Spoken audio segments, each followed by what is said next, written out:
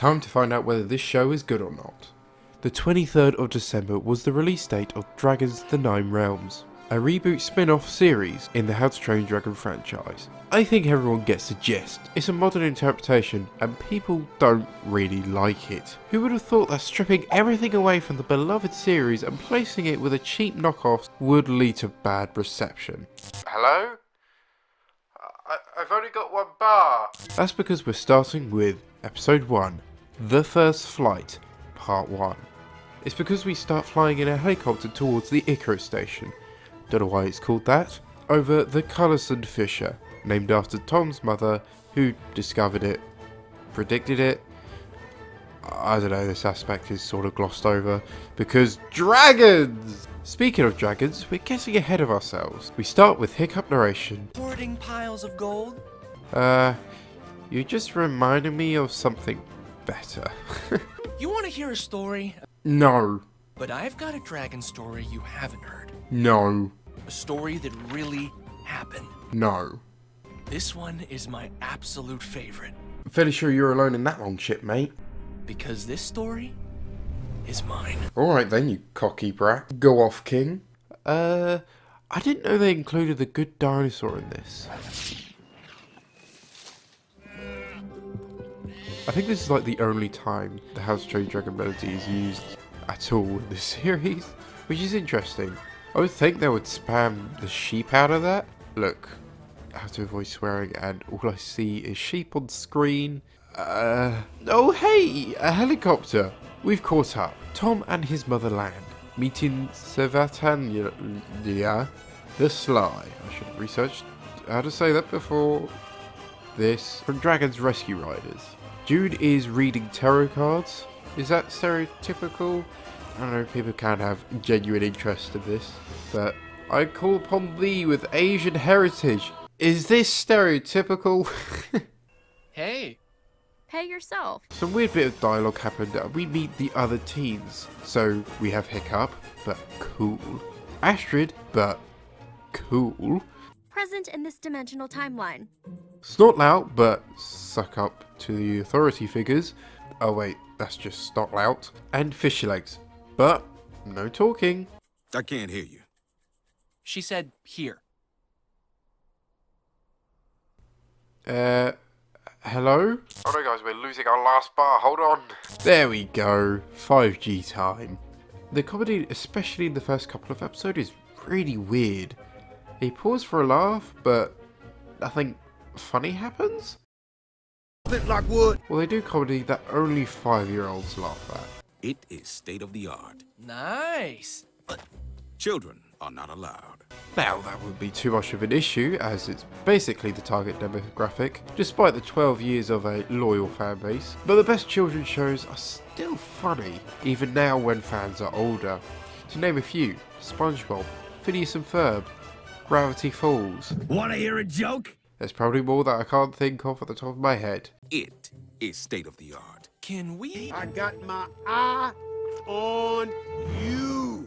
This is offset more as the pacing again in the first couple of episodes is really poor. I'll get into that later. But I guess if you say something 3 times, it makes it funny, right? It is state of the art. Children are not allowed. Right? So everyone is heading to the living/learning quarters. I don't know, this room is like never used. Which is weird, as I thought it would be their main hub for the dragon training action, but okay. Tom's like, screw that, I can't be a normal kid, I'm the protagonist. Oh my gosh, jaywalker. Hey! You cocky bastard. Making his way down to the lower deck, seeing an electric flying object.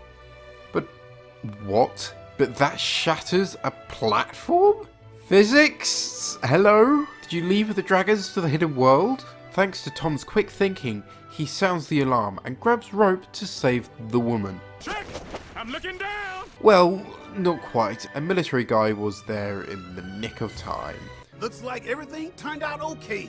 Because it's always in the nick of time. Climb up, Linda. Her name's Linda? That's a Karen equivalent to the useless person. Falling, screams, Death riding toward me on a pale horse. Yes, because that's how people talk. Tom and his mum go home with Mummy being very angry, but over time she gets over it with a very accurate duel. Because I am your mother and have responsibilities. I see your responsibilities and raise you one independent teenager. Which, I admit, I do like. She heads out, leaving Tom with static TV. Hey, Vsauce. Michael here. Do chairs exist? I don't know. Unpack. Play a video game. Yo, Tom, a gamer? He's so much of a gamer, he magically mirrored edged his way up to the top of the dome playing with a drone. How did you get up there? I agree, June. How did Tom get up there? No answer? Okay. June plays and crashes the device into a sheep. Nice to know that 1,300 years later, they are still getting abused. June leaves with a "something big is gonna happen, life-changing," and proceeds to teleport away, giving Tom enough curiosity to kill a nightlight. He sends his drone down past a bunch of rocks. Oh wow, rocks!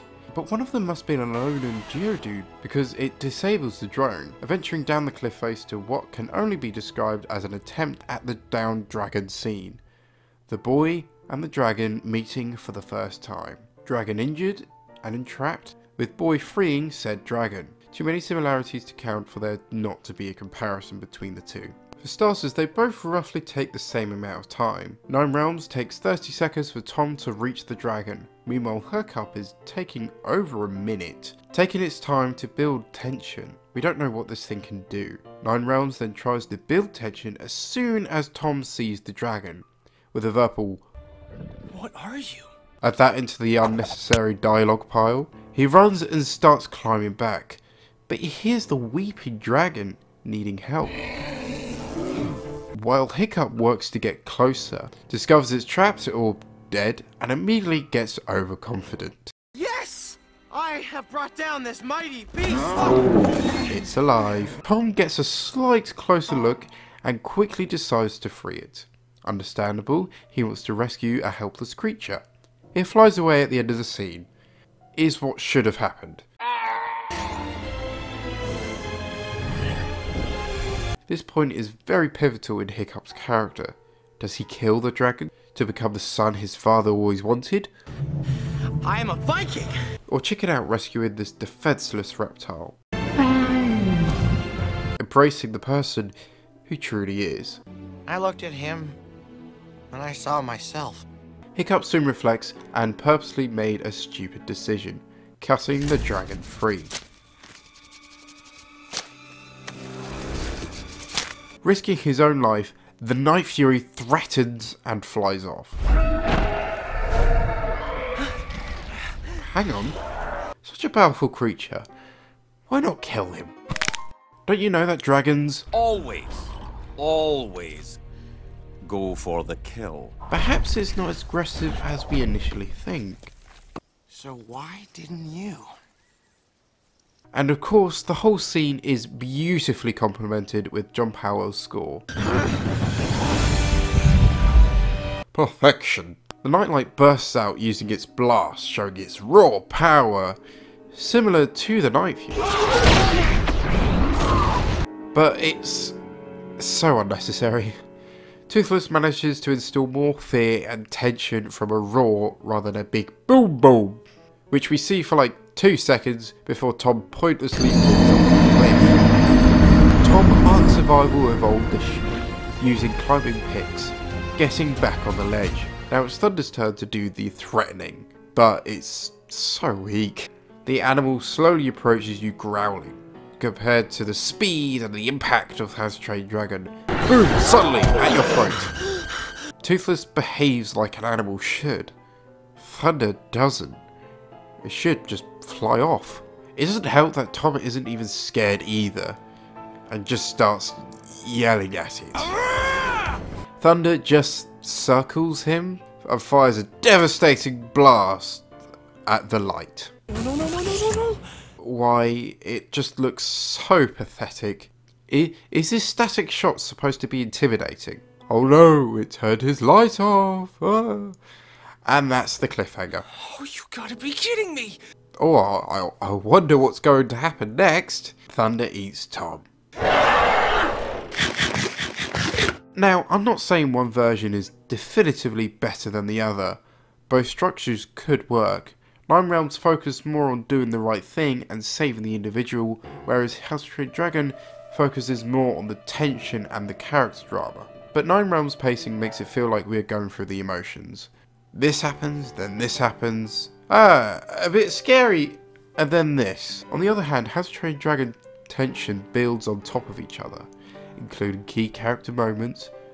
Don't get me wrong, Nine Realms still have those, all leading to the climax.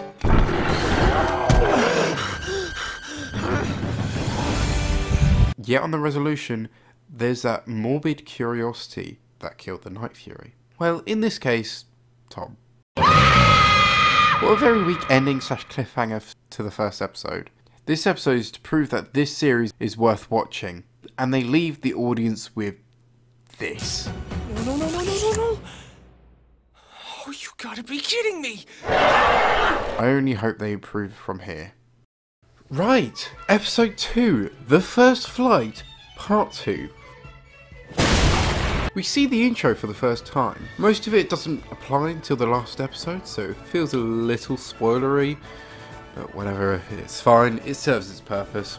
We carry on from where we left off, but the night light's angle is more directed at the light, for some reason. I don't really understand why it hates the light so much. It would just experience the light and again would just fly away. Why would it stay around something that it dislikes? Now, the reason why it bugs me so much is that this isn't very animalistic behaviour, and it goes against what's been set up before. Dragons get more docile and friendlier after they start a bond. Compare Toothless' initial moments and reactions to the end / in the second film. He is much more domesticated, even though domestication is technically genetic and generational, but a rule that's broken because it's better that way. But not in the case of this, where the Nightlight just likes Tom. There's no progression, the bonding isn't earned, it just sorta happens. Case in point, after Thunder flies away and Tom needlessly falls again, is that the only way they can build tension? Oh no, I'm falling. I have been falling for 30 minutes! Thunder saves Tom. Perhaps it's a you saved me, I save you situation. So why waste time making Thunder look angry and aggressive? It's just pointless. And quite frankly, it goes against his character. Never really like this again, even when meeting new people. We land in a cave, and we can see spines missing from when the saddle should be. What are you? It's clearly a bloody dragon, my guy. But hopping on my point about weird action, the Nightlight's friendliness doesn't make sense. It's never seen humans before. It's been 1300 years since, the last stories were told about humans, let alone a very limited documentation skills. And what I mean by that is one dragon's bad drawings. Want to know what a rumble horn did to a human it never saw before? It charged at them. The Nightlight rummages through Tom's bag and eats a whole packet of crisps, plastic bag and all. Yeah, that dragon is going to need to have an operation now. So Tom suggests to get more food. Being the very hungry boy he is, Thunder grabs Tom and flies up out of the fissure, firing an EMP. Damn it, my 5G is gone again. Whilst I'm working on this, let's hear from an electrical engineering student on what would actually happen. Hi, I'm Zach. I do YouTube, but I also happen to be an electrical engineering student. So basically, what's happening when Thunder creates an EMP is that he's adding a bunch of power to power lines and things that weren't designed to take that power. Now, for something like the power grid or the wires in your walls, these can take a little bit of extra power without being permanently damaged. But for something like a computer processor, because the wires are absolutely microscopic, they can't take this extra couple of volts or couple of amps. So something like your lights will probably come back on afterwards without damage, but a computer's just gonna fry. I hope that helps. Thanks, Zach, and link to his channel in the description. He has his own video on Nine Realms. Chief? Still no idea what's causing that?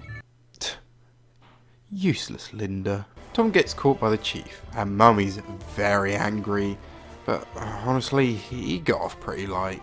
Slightly raised voice, and a suggestion of a curfew. Tom sulks, looking at his Jurassic merch, with Thunder waiting ever so patiently for his dinner.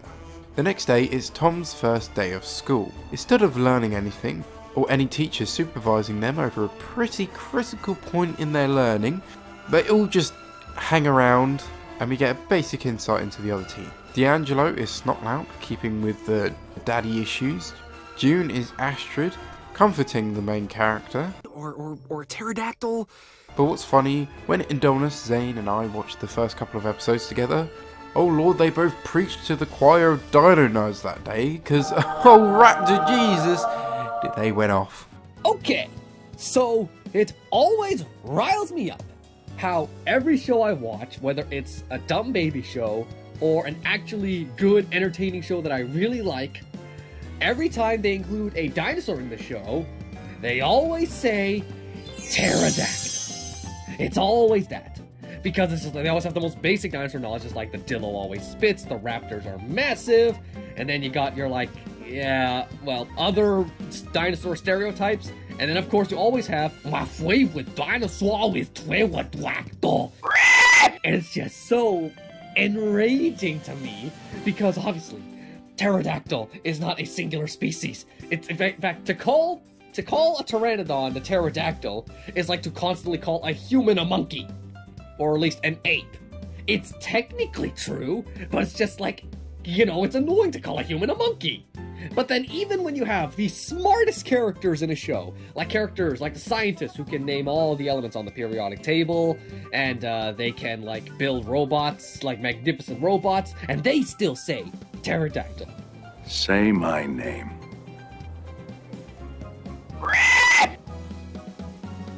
Guten Morgen, Herr Pterodactyl. And even in the Mitchells vs. the Machine, there is a dinosaur nerd, a kid, whose main thing is learning everything there is to know about dinosaurs. I have pterodactyl vision. And he still says pterodactyl. It just really irks me how dinosaurs, no matter what, always, and I mean always, get the short end of the stick. Good thing they're flying reptiles instead of dinosaurs. Alex is nerdy like fish legs, but much less likeable, giving a very basic breakdown of corporate. If dragons were real, humanity would exterminate them. Dragons would be hunted to the ends of the earth, chased down, and turned into boots, belts, and burgers. Big business would exploit them, reducing them to a tiny column of profit margins on an endless spreadsheet of doom. I liked it better when you didn't talk. I'm calling it here. They're going to be the big bad. That earthquake dragon is just a temporary threat. After school, Tom grabs lunch and has a small talk with his mother. Well, you never eat too many hamburgers. You can tell this is American. Repeated the same rhetoric. Big corporate bad. So, you're saying whatever we might find will just end up as a profit margin on an endless rate corp spreadsheet of doom. Coming to the conclusion that he cannot share anything about the dragons. Alex attempts to flirt with Tom. She gives Tom the new maps and the caves because she's an epic hacker. You don't think Tom has anything to do with it? Gotcha! The sheep devours him, leading on to another scene comparison. Yay! Don't we just love those? Forbidden friendship versus the bonding. Again, both scenes are roughly the same length, around 5 minutes. Rightfully so, Hiccup approaches the night view with a fish, but with a dagger in his pocket. The night view itself is cautious and moves very animalistically. Hello? Meanwhile, Tom yells, holding a pizza, banging on the walls. Come and get it! At this moment, neither one of their approach is better than the other. Tom is less cautious as he has actually hung out with the nightlight a bit before, whereas this is a follow-up to the most intimidating encounter witnessed. The nightlight flies in and pounces on Tom. Again, a bit too friendly. Oh, no worries, he slightly growls. Don't care. Toothless slightly growls as well. But his whole demeanour switches. Still cautious, but not intimidating. This is where the film subverts the audience. Could have sworn you had He shockingly grabs the food, teeth. moves closer, but pins Hiccup in a corner. But then offers the fish body. The audience get a sense of, oh, it's friendly, but not buddy-buddy. Thunder proceeds to chuck food in Tom's face. I'm not the biggest fan of making this very slapstick comedy. They're trying to sell the audience that they're building a bond. Yes, that could be done with comedy. This is just, lol, food in face. It's meaningless outside of, haha, he got hit in the thighs. I mean, How to Train Your Dragon, of course, has comedy, but even so, it knows when to end the joke, as, other than returning a favour, Toothless doesn't really care about the boy. He flies away and ignores him.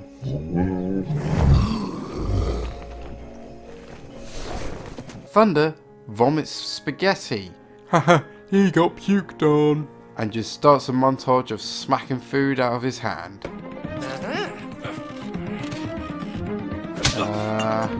Hiccup sort of just hangs around for a bit, and a lot of time passes due to, you know, we seeing the sun setting in the back. But he has been there all day. Tom spends way too long feeding him, and not enough time being around developing trust, because that's what Hiccup's doing. Thunder wanting Tom to eat a bit is so over-exaggerated.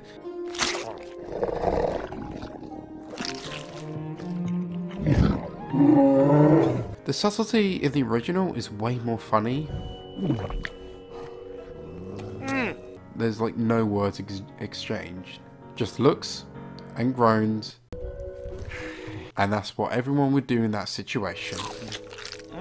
Once the Knife Hero has gained enough trust, he approaches the boy drawing and finds a common interest, or just wants to play around.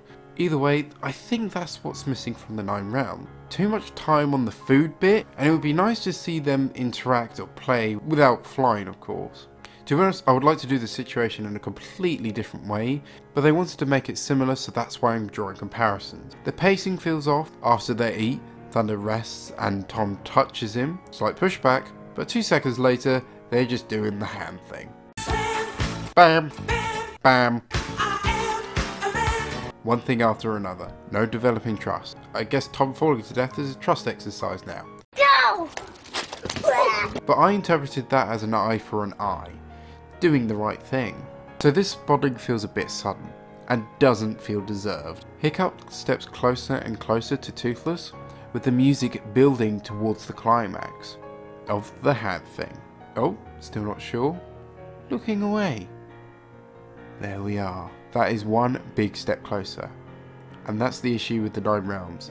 As soon as they do the hand thing, they are BFFs.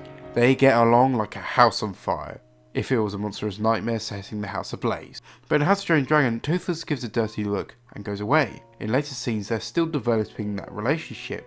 In the new Tails scene, Toothless focuses on the basket with another trust exercise, catch me as I'm falling backwards, or chucking the disgusting eel away. Also, Toothless chucks Hiccup off his tail. Even the test flight scene, Toothless is slapping Hiccup in the face. Over periods of days, Hiccup grows the bond and relationship. Whereas 9 Realms, a bit of fish nuggies and one hand touch, you're practically domesticated, like in How to Train Your Dragon 2, after years of friendship. It's a little annoying as they do have more time than the film to develop that trust and really get a strong bond. But honestly, once I found you just accept it, the show gets much better. I do think the worst episodes are the first 2, mainly because they are trying and failing to reenact the first film, and ripping iconic points from there and not doing its own thing, because when it does, it's alright. That is the last scene comparison for this video, and I won't be taking as long to cover the other episodes compared to these 2. I just had to point out these key things to really express why this show is inferior. I still have 3 minutes left of this episode. They do the test flight scene without the story progression, but they must keep that bit of danger in the middle with the exact same shot from the Battle of the Red Death. Is Tom going to lose a leg? If that happens in a later season, I swear. Again, missing the pacing and the stakes, which makes the show lack the euphoria you get from the original scene. With Hiccup getting over the learning curve, fantastic animation, and again, an amazing score. But to be fair to the Nine Realms, it does have some nice parts. The show keeps on doing these cheap, oh no, he's falling, oh, he's going to die, but gets saved at the last second. Like I said before, it gets old fast. Let's wrap this up quickly. An earthquake happens, loosening the rocks, which is why Tom falls. Thunder initially blasts them, but needs to avoid the last one, darting into the nearest cave, which has a tiny crack in the wall with a light seeping through. They break it down, discovering a crystal room inside. The hidden world, full of dragons. They look similar to Terrible Terrors, but we are going to see the new species in the next episode, as this is where it ends. Better ending leaves the audience interested. Episode 3, A Whole New World. A pun for many things in this episode. For starters, it's plot. A hidden world? He said it! He said it! Tom's mum sends a message saying she's going to be home early, so Thunder offers a ride, EMPing breaking all the computers. Again. Thankfully, he makes it home in time. Hello there. Next morning, Tom sneaks out leading a sheep to headbutt the chief's bottom. Lit like wood. And asks Alex to help him get past the sensors. I sort of like how she doesn't care what this is for, but yeah, I'm not really warming up to Alex. Something's off about her. Guess we both have secrets, don't we?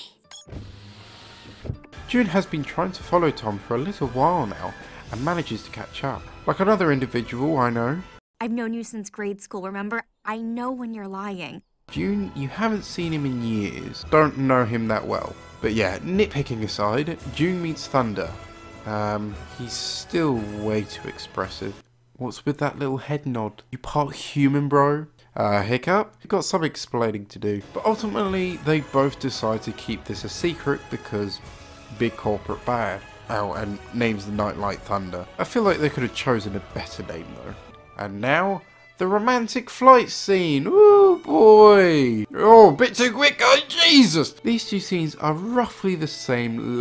Yeah, I did say I'm not going to be doing these again. And besides, these two scenes are aiming for different things. They fly to the crystal room. The hidden world. Looks like a whole world of them. It's weird dialogue. It suggests the room should be massive, like in How to Train Your Dragon 3, but it's very small. What? They're just straight up Terrible Terrors. They haven't evolved one bit? Oh, I think I just got it. These other dragons aren't evolved. They were around in the Viking times, just already in the hidden world. Also, the dragon just hugs. Okay, I prefer the behaviour in How to Train Your Dragon. Approaches, give it food. It likes ya. Curls up next to you like a dog or a cat. Not this anthropomorphic shit. Also, another small note, there's always a slight pause between actions which feels robotic. Has this place been here the whole time? I don't know. For example, after Tom says this line, Guess you can't believe everything you read. Then Thunder growls. Why can't Tom say his line whilst Thunder starts to look ahead and then growls after Tom finishes? I'll try and create what I mean in post. Guess you can't believe everything you read. Jude stars in a nature documentary.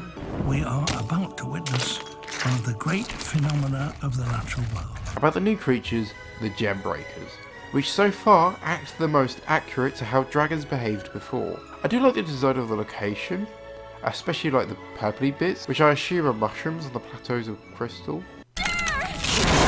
Excuse me, what? That is beyond silly. They couldn't even make that worse if they tried. June meets Fish, and then a Mist Twister. Meanwhile, Tom is slowly navigating his way around the Gem Breakers. June is now suddenly dry and admires the dragon, as Tom tries to figure out how to get June out. There's a bit of a back and forth, but basically, I'm your density. To train this dragon and fly out there safely. Why does it take this long for Tom to realise he could just fly away? The Mist Twister just played around with June, and again, wet to dry just like that. Damn, I feel like the new Blast just lacks the power compared to the Plasma Blast. Anyway, as the Mist Twisters laugh like Toothless. Really, you couldn't just choose another sound? June learns that the dragons need respect, and these two heads, although different, come together to create a perfect balance. Wu and Wei, which this dragon is now named as. Wait, is it dragons as it's plural or singular? I guess it's plural because there's two minds and personalities. Do the thing from How to Train Your Dragon 3! Yep, they did the thing to escape from the gem breakers. But Tom couldn't have become invisible because you need to be wearing the scales to do that. Also, I don't think they really used this ability like at all in later episodes. Did they forget or could be bothered? Wu, Wei and June break out and meet with Tom and Thunder, but as they fly out, they come across a big hole. I wonder what it could be. A dragon? Starting to become better episodes, with the cliffhangers actually setting up threats later on, which is just basic filmmaking, so good job. Good job, guys. Episode 4, Dragon Club. Come boys, let's meet at the Dragon Club and get wasted! Yeah, can I have one of your finest Bloody Mary dragons, please? The two ponder over the hole in the wall. Hole in the wall! For a bit, and then leave, hearing an injured gembreaker. Colorsome being Colorsome, he must help the dragon out. A nice consistent character trait. It wards the two off, but they both are adamant to help it, so they go back for some medical supplies. On the way out, Tom destroys company property. The people on the station assume it's just an operating error. Not a far-fetched idea, useless Linda. I can understand this footage of the lightning blast, but the image of Thunder with no others in shot doesn't make sense. The whole angle is even off. Alex, casually hacking and infiltrating military-grade equipment. If she ever gets found out, she's going to be going away for a long time. And then be graduating with a degree. You never realise how common the zoom in and enhance trope is, even though the meme is very clearly points out how common that is. Magnify that death sphere. Why is it still blurry? After a probably 7 magnitude earthquake, I think it's time to pack up and leave if quakes are happening that powerful and happening that frequently. D'Angelo's mother checks to see if he's okay. They chat for a bit, for quite a heartwarming scene. D'Angelo is worried about not fitting in, not making friends. His mum gives some nice reassurance, and it's nice to see characters' personal struggles and how they come over them because of dragons. Tom and June are sneaking around looking for the first aid kit. D'Angelo bumps into them. Luckily, he knows a thing or two about treating animals, so after a short debate on whether they should tell him and if he could keep a secret, eventually they introduce him to the dragons, which he didn't take too well. As the two are forcefully flying him away, Tom gets a call from Alex. She sees something wingy. Wingy? Yes. They did to D'Angelo what Tom did to June. Show them the hidden what? Oh, he's out like a light. It still takes some time for D'Angelo to be convinced, but the Gembreaker has moved. But thanks to D'Angelo's expertise, they soon find her. After some resistance, D'Angelo thinks of any way to get closer to it. You and Sparky take the Wonder Twins and... Sparky and the Wonder Twins. I prefer those names, to be honest. Smashing plan. As well... oh, well, that didn't work. With even more convincing, D'Angelo starts to warm up to the idea of dragons and helping them out, before he gets thrusted headfirst into more flaming loogie bombs. He manages to get closer and sedates the wild beast, whack some wax on that old eye, and take a splinter out of its wing. And out of all the bonding experiences, this is by far the most convincing and deserved. But it even still takes a while for them to start flying together. Dr. D saves the day. Dr. D, I like D, it's much easier to type and say.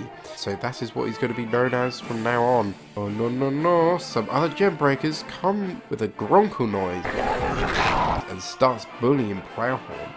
D distracts them. Well, Thunder more blasts them, setting the chase on our heroes with some really nice music.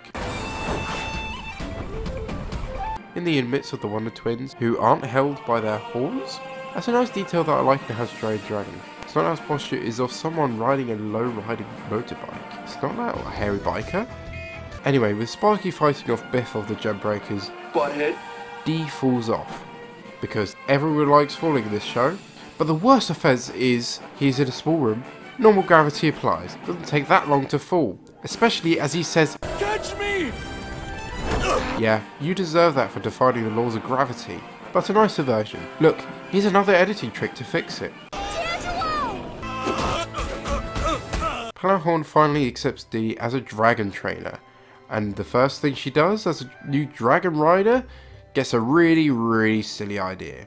I guess that's on brand. See what I mean? People got hurt. Oh, if only that was true. Of course it works. Ranger style! D'Angelo brings his newfound friends for dinner. Well, Pop, first I met some dragons. Exposing themselves as D&D enthusiasts. It's a role-playing game, right? Cringe. You like role-playing games? Pathetic. I do the real thing, boy. Out of all the episodes, this one's the best so far. It takes a while to convince Dee this is a good idea. He brings his own character challenges and expertise to the table, even though he carries around a lot of cringy jokes. Stick to be the Meg guy, not a comedian. That's mine. What, twice in 3 minutes? The bonding between Dee and Mrs. Plow feels earned and wasn't sudden. He treated her, and it still took warning off bullies for her to trust him. So well done. The only time they pace something out more naturalistically. Episode 5, Featherhide. Shall I make this episode rhyme? No. Thunder starts flying up towards the lightning. Ooh, I wonder what that's alluding to. I don't know. There is a mysterious invisible figure watching them. Could it be the name of the episode? Unfortunately, due to the formulaic nature of this show, we know exactly what's going to happen next. Especially as the next scene, we see Alex drooling over Tom. What are you up to, Thomas? Nothing, I swear. A couple of ladies walk in, telling Alex to go outside and spend some quality time with people. Hey, we're getting into some classic Dragon Rider stuff. The gang are focusing on tricks to use to hide themselves. Thunder and Tom do a boom boom goodbye trick, so they do use this ability one more time. June, Wu and Wei use the Genie Clouds getaway trick. Dee and Plow, they just turn into Drax. I've mastered the ability of standing so incredibly still that I've become invisible to the eye.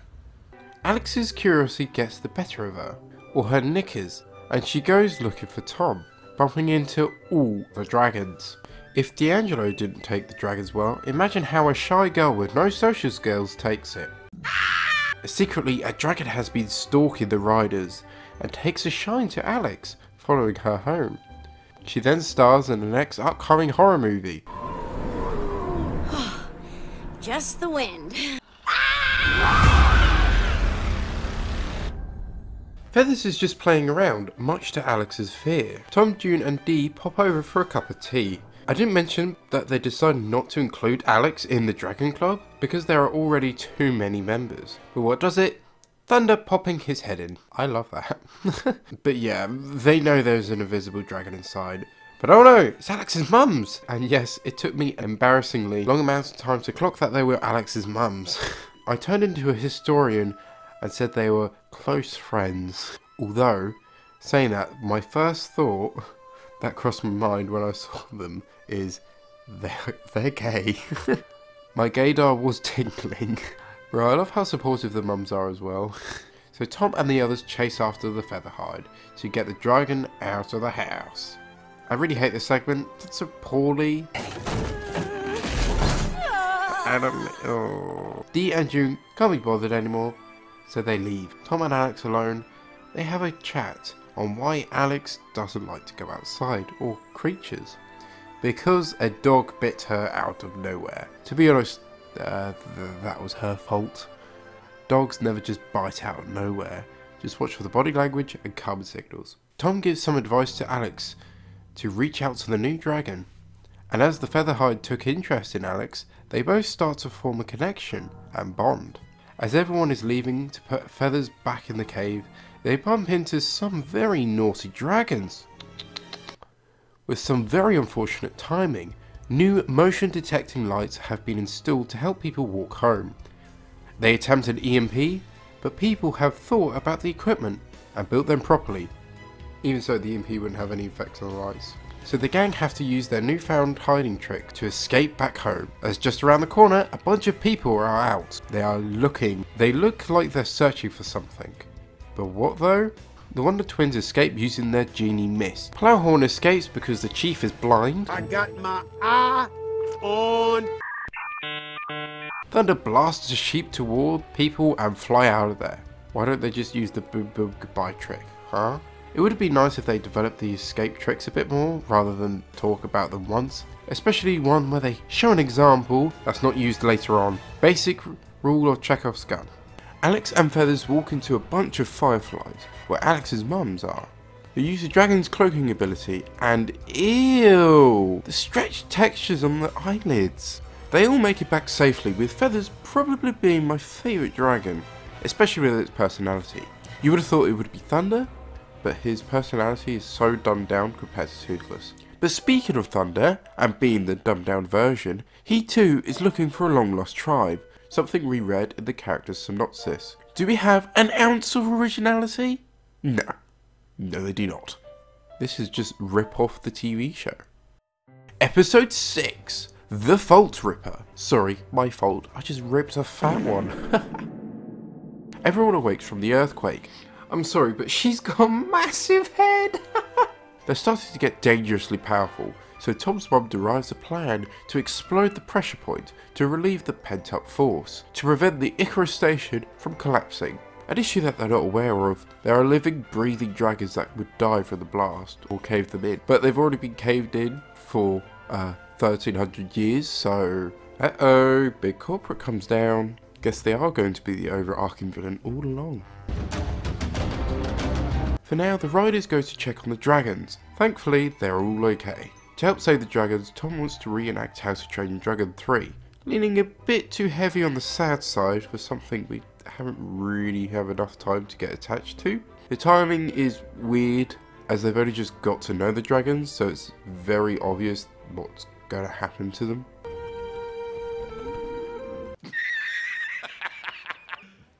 You serious?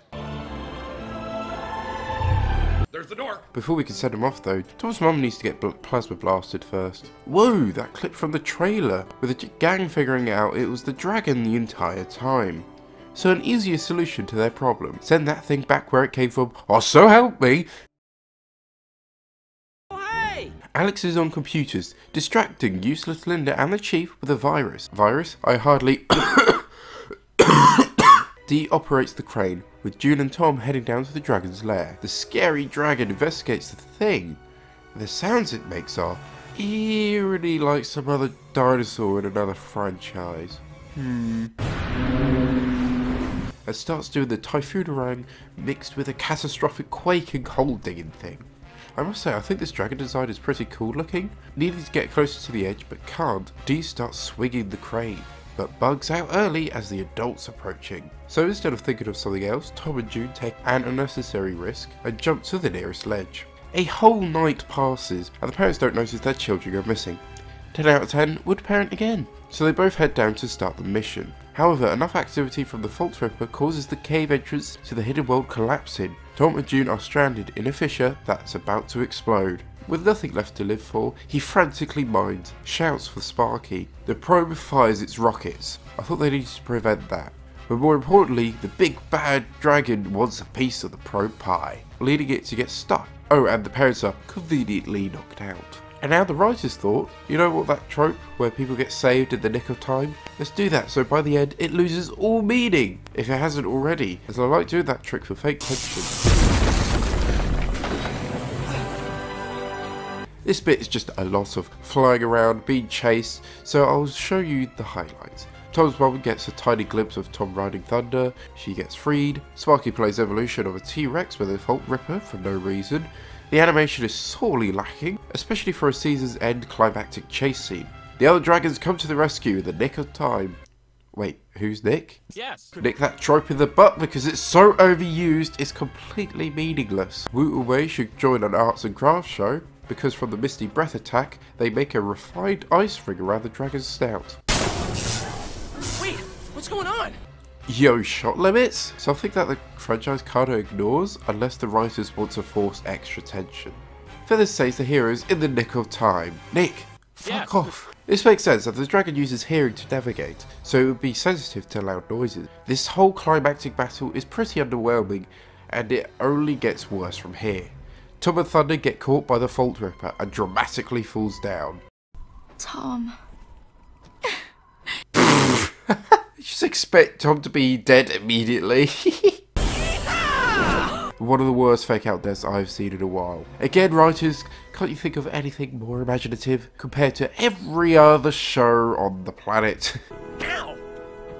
That's for scaring me to death. That's for everything else. But what about everything else? Oh, brother, this guy stinks! With the most obvious fake out. Even children would care, and I know because when I was young and I see this I would f***ing yawn.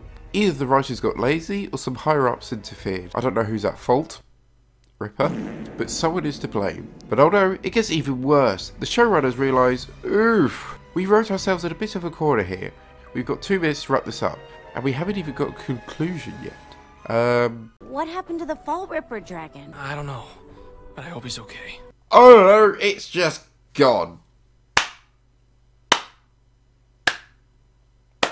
Well done! I bet people were in the storyboard room for a couple of days working that one out. That was one of the weakest endings in any TV show. The protagonist doesn't even fix the issue that the story presents. The Fault Ripper is still there, and will still cause more earthquakes, but I can somewhat understand because they did write themselves into a corner.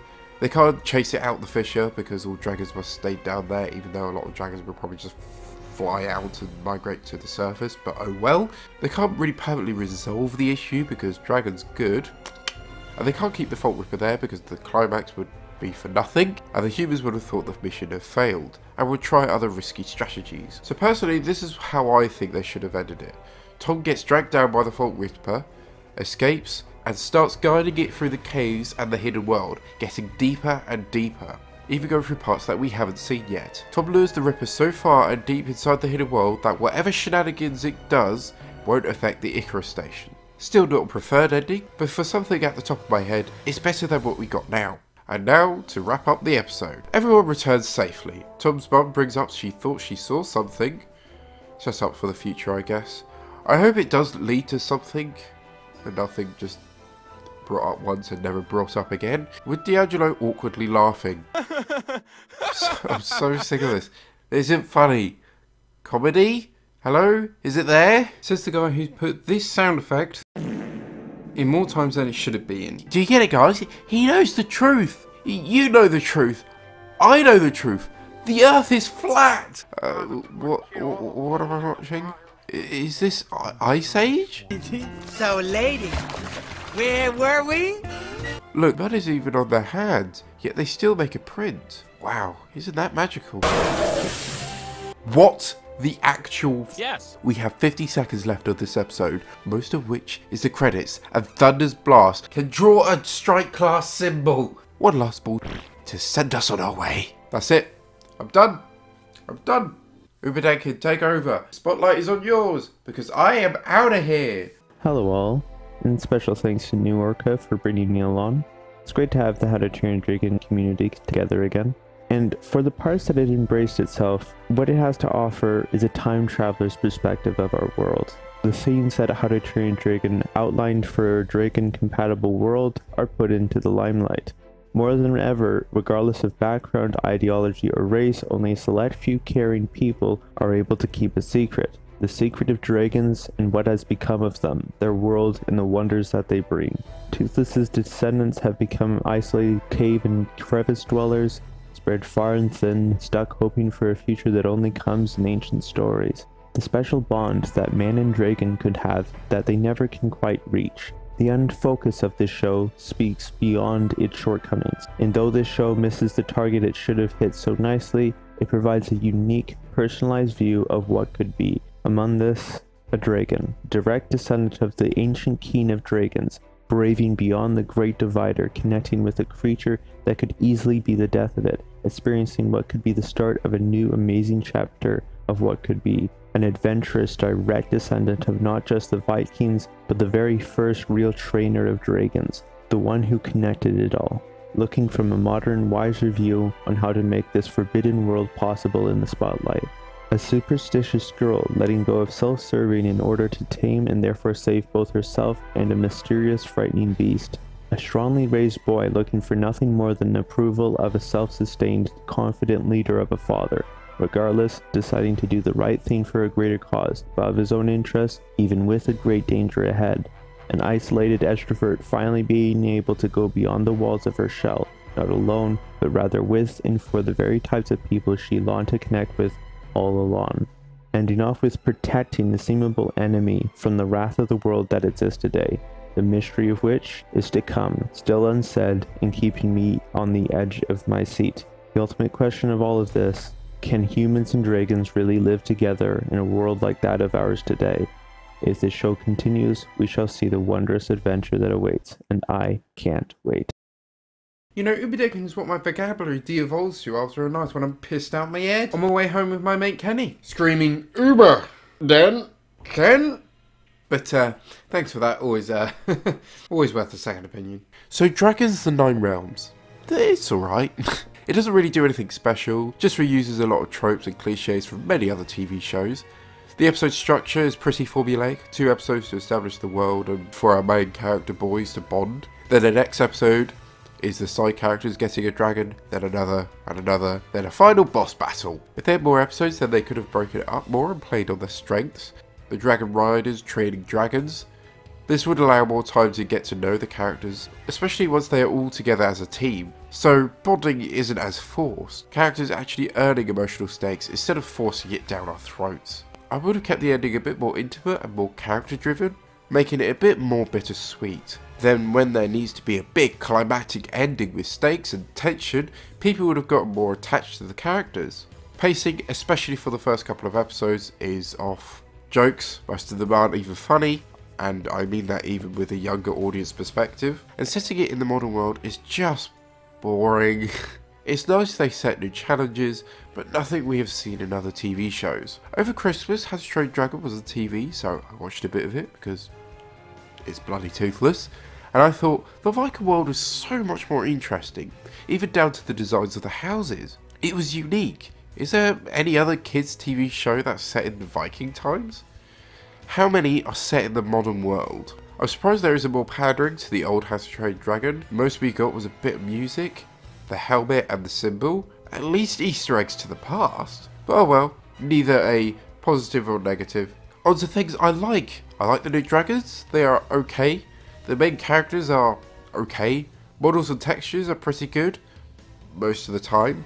Animation? Well made, most of the time. I love the diversity in the show, it's always great to see, and it's casually in the background of everyday life. I feel it got better towards the end as they found their stride a bit more, and after you get over the bonding issues, it's still quite fun, just Dragon Rider stuff like before.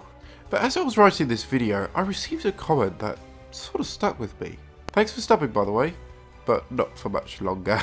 Please do not harass this person, they are just expressing their opinion, so... Good grief! Stop complaining and be happy this series even exists at all. I'm British, that's our brand. Why should I be happy that this series exists? It doesn't affect me either way if it's here or not. I'm still going to love the franchise as much as I already do. This is only the first season out of 6 episodes. Yes, I'm fully aware of the context. Doesn't make it exempt from any criticism. Considering all things DreamWorks had to do behind the scenes to get this project/series off the ground, it's a miracle that this franchise is even continuing at all. I know nothing about the behind the scenes. If it struggled and someone fought very hard for it, well done. Genuinely, most creators aren't even given a chance. Jeez, it is sad that people can't be happy with what they are given. Why should we settle with what we are given? Why should we expect more? Expect better? The show is trying to convince me it's worth its time. The thing is, I do want the show to do better. I want the show to succeed, and that's why I'm not happy with it. And that's why I'm not happy with what I'm given. Because so many How to Train Your Dragon fans just swept this under the rug and completely ignored it. If the show improves and turns into one of the best modern cartoons, that would be absolutely amazing. Something happened like this to, I think, The Legends of Korra. Personally, I haven't watched it, so I'm going off of anecdotes, but people say that the first couple of seasons wasn't that great, but the last couple were brilliant. So the show now is like really worth watching because I'll get an amazing story out of it. The series will get better if given a chance to develop, and I have given the show a chance to develop. I came into it with an open mind, as I always do, but from the quality we've seen from the trailer and other shows similar to it, I knew exactly what I was getting into. Unfortunately, life can be quite predictable sometimes. So yeah, that's why I criticise the show. I want it to be better. I know the showrunners won't watch this, so the next generation of writers can learn where the old ones fail, and create even better shows than before. And we know this works. Think about 1980s cartoons, the poor writing and that. Now, Nemesis. majority of the time it's okay. There's still exceptions where they're amazing. My ex-wife still misses me, but her aim is getting better. Just because it's a children's cartoon doesn't mean it can't have quality. You see, it's funny because marriage is terrible. Yeah, I exaggerate, but I do need this video to be entertaining somehow. It'll be a bit boring if I turn around and say, it's alright. I really don't feel that strongly about the show, as to be honest, this is the most 5 or 6 out of 10 cartoon I've ever seen. I hope it gets a second season. A lot of issues will be ironed out, and now they can focus on their strengths. This show has a lot of potential to improve. Some aspects won't be, but if other parts dramatically improve, then being set in the modern world won't be much of an issue. If you really like this, then great, I'm glad you enjoyed the show. Please respect my opinion as much as I do yours. But there is one thing I do have quite a bit of issue with, its availability. It keeps ghosting me on Tinder. Dragons: The Nine Realms was released on Hulu and Peacock. Is that instructions of how to use the toilet? Peacock? Both American streaming services, meaning that I need an American debit card. So I have to swim over the Atlantic, say hi to the Titanic, steal your mum's credit card, and pay for either one. But what about other countries? I hear no Americans ask. Well, oh, blimey. We don't have it. Over here in the UK, Nine Realms is supposed to air on Sky and Now TV because they are Peacock's UK distributor. At the time of recording this, it's been 3 months and it still hasn't been released yet. So you can't watch it in the UK without pirating it. Oh, and don't even get me started on actual Peacock. The rest of the world? Use a VPN, forehead. Canadians? VPN. Australians? VPN. This video is sponsored by a VPN. I wish. I really do wish. The basic rhetoric is, if I don't live in the US, you're gonna have to pirate. Thanks to Zach, Indominus, Zane, and Uberdenken for segments in this video. If you're new here, one of my goals is to bring together the Dragon community more, so if you make content around How to Train Dragon, let me know. This script is around 8,500 words long. Please, help me, Lord Arceus. Oh, I called his name and he appeared. If you're still here, then please like and subscribe. That's all for now. TTFN, ta-ta for now.